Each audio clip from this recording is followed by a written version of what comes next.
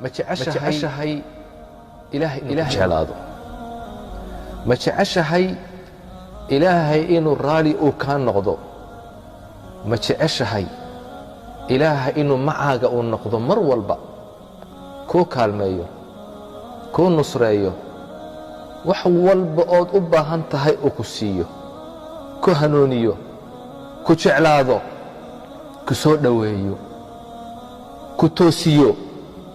ma jeceshahay haddaad jeceshahay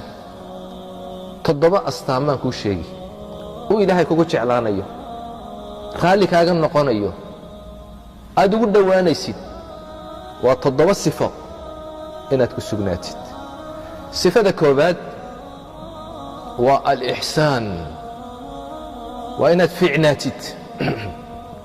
hadalkaagu inuu fiicnaado ficilkaagu inuu fiicnaado cibaadadaadu inay fiicnaato an tacbud allaha kaannaka taraah inaad ilaahay u caabudid sidii qof arkayo oo kale inay akhlaaqdaadu fiicnaato sidaasuu ilaahay kuu jeclaanayaa ilaahay waxau yidhi waaxsinuu ina allaha yuxibu almuxsiniin wanaagsanaada buu ilaahay yidhi darajada alixsaan gaadha ilaahay yuxibu wuxuu jecel yahay almuxsiniin kuwa wanaagsan ayuu ilaahay jecel yahay ilaahay waxa uu yidhi liladiina axsanuu alxusnaa waziyaada kuwii wanaagsanaaday waxaa u sugnaaday alxusnaa janna u sugnaatay iyo waziyaada iyo ziyaada u sugnaatay janno iyo ziyaado ziyaadadaasi waa annadaru ilaa wajhi illaah waa wejiga ilaahay inay arkaan ilaahaad caabudi jirta inaad aragtid maxaa ka weyn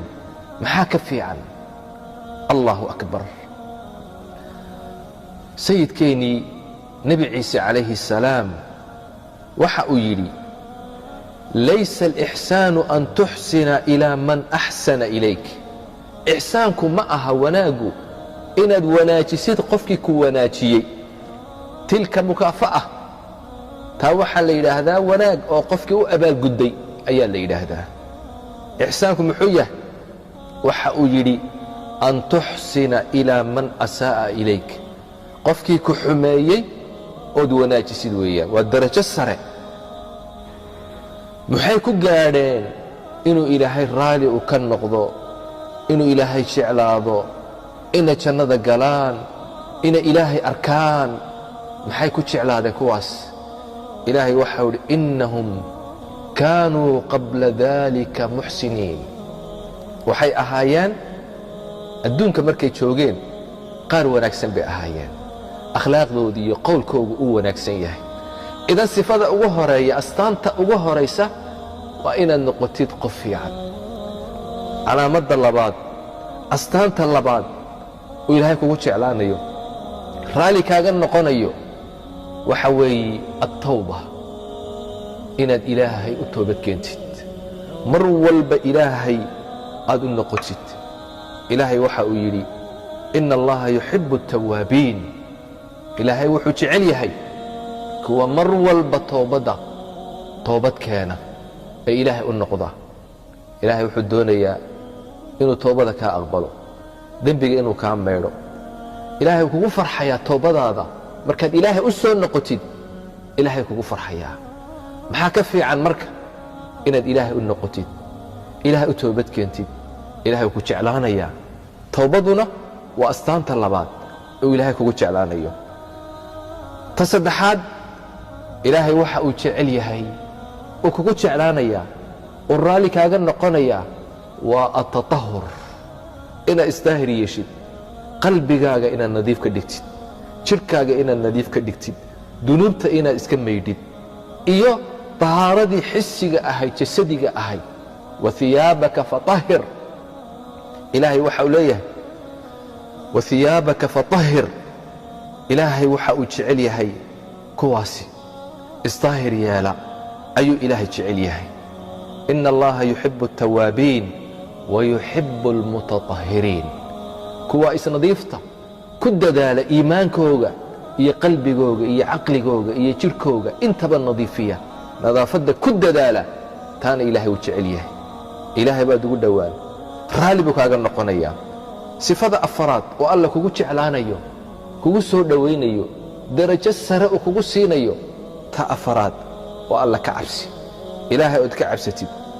ilaahay waxa uu leeyahay faina allaha yuxibu almuttaqiin ilaahay wuxuu jecel yahay kuwa ka cabsada isaga cadaabkiisa ka cabsada cuquubadiisa ka cabsada naartiisa ka cabsada iska ilaaliya macaasida daacada ilaahay u orda kuwaasuu ilaahay jecel yahay shirkiga iyo xumaanta iyo dunuubta ka fogaada astaanta shanaad uu ilaahay kugu jeclaanayo sifadaasi waa asabr inaad sabir yeelatid ilaahay waxau leeyahay wallaahu yuxibu الصaabiriin ilaahay wuxuu jecel yahay kuwa sabra daacaadkiisa khayrka ku sabra maxaarimta ilaahay uu kaa xarimay ka sabra ka joogsada qadarka iyo masaa'ibka dhacaya ee qoran ku sabra kuwaasuu ilaahay jecel yahay ilaahay maxaa ka fiican jannada markuu ilaahay uu ku geeye ee jannada aad geshid ay malaa'igtu kugu soo gasho ay tidhaahdo salaamun calaykum bima sabartum fanicma cuqba daar malaa'igtii baa soo gelaysa min kulli baab albaabada jannada waxay ku leeyihiin salaamun calaykum nabadgeliyo korkiina ahaato jannada maxaad ku gasheen waa bima sabartum sabirkiinni awgeed daacadii ilaahay baad ku sabirteen maxaarimtii baad ka sabirteen qadarkii ilaahay ayaad ku sabirteen ta lixaad waa altawakul cala allah ilaahay ood tala saaratid asbaabta ood la timaadid aad ilaahay arrintaada u dhiibatid ilaahay wuu kugu jeclaan ina allaha yuxibu almutawakiliin ilaahay wuxuu jecel yahay kuwa tala saarta arrintooda hagaajiya dabadeed dadaala dabeedna ilaahay tala saarta maaha asbaabta inaad ka tegtid oo tidhaahdid ilaahay ayaan tala saaranaya sababta la imo ilaahayna tala saaro acqilhaa watawakal tawakulkuna waa wuxuu ilaahay kugu jeclaanayo ilaahay muna kugu filnayn